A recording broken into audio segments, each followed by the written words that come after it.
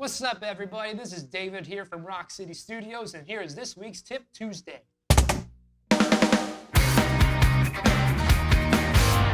So for this week's Tip Tuesday, we're going to go into how to play the cajon.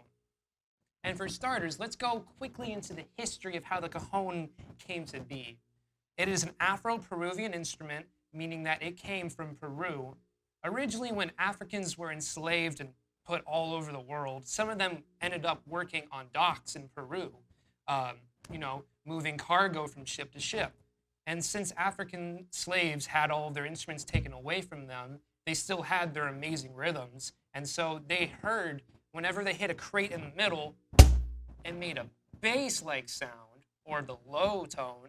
And whenever they hit on the sides or the edges, it made a snare sound, or the high tone.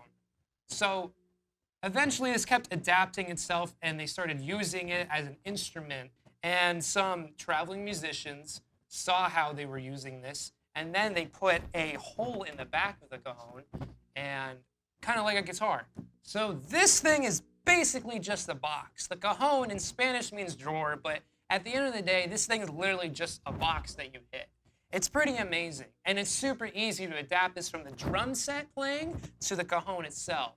So in the drum set, we have a bass drum and we have a snare drum, and we can get basically the same sounds from that and put them on here. The bass sound is found right around here. A lot of players think that the bass sound is all the way down here, and you do get a bass sound, but you get more actually from up here.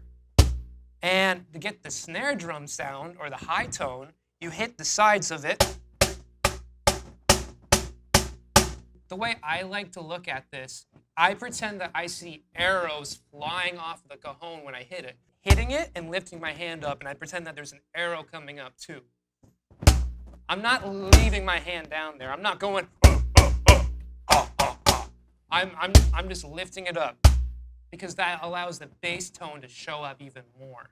And with the snare tone, I like to use this part of my hand right here. I used to play up here, where a bunch of little itty-bitty finger bones are, and playing like a 30-minute gig or an hour gig, that can really hurt after a while. And this part of your hand can really take it. So you want to take this and place it at the corner right here. Going on to like a basic groove, we could do kick, snare, kick, snare. And you can start off with doing right hand on beats 1 and beats 3, like this. 1, 2, 3, 4. 1, 2, 3, 4. And with your left hand, or your right hand, depending on whatever you're more comfortable with, you play the snare sound on beats 2 and 4 like this. 1, 2, 3, 4. 1, 2, 3, 4.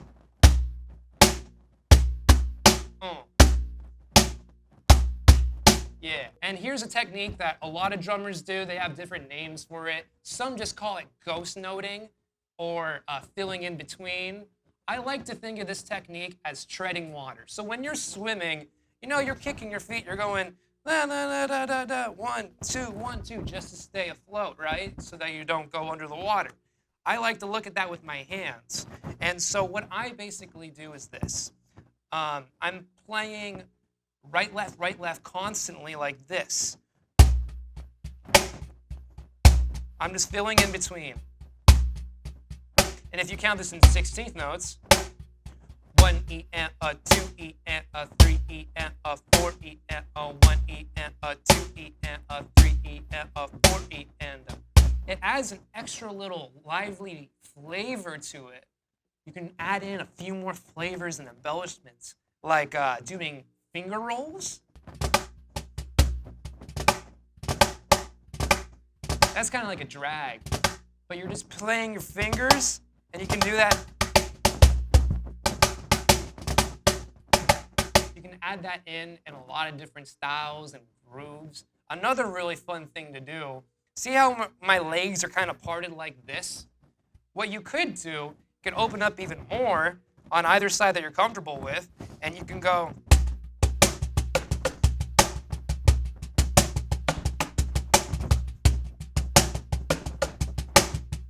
I like to think of this kind of like in pop music, it could be like a side stick or a cross stick.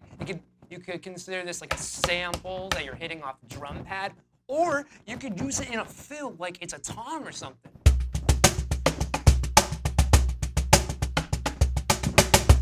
This instrument, everyone has a different approach. Some people, they like to sit back a little bit like this because it's more comfortable to them. Some prefer to have it just straight down like this and go.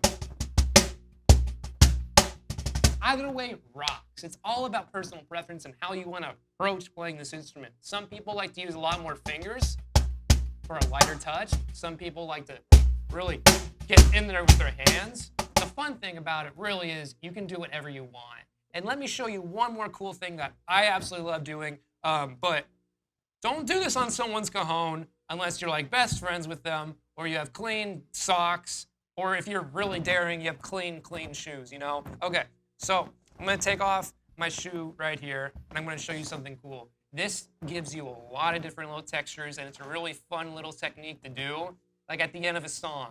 What you do is you take your sock, and I love these socks because this reminds me of the Beach Boys Pet Sounds album, one of my favorites. What you do, you just put back of your foot on the cajon, you start down low, and do 16 notes. Just do 16th notes, single stroke rolls, and start moving your foot up and down.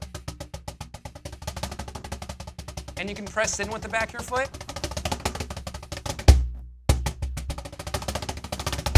It's a really fun little thing to do to bend the pitch and get everyone to look at you. And yeah, did I mention how great it is to play cajon when you don't have to bring this entire huge drum set with you to gigs? No, you literally just bring a box with you. This was this week's Tip Tuesday, brought to you by Rock City Studios and yours truly, David. Have an excellent day, and we'll see you next week for next week's Tip Tuesday.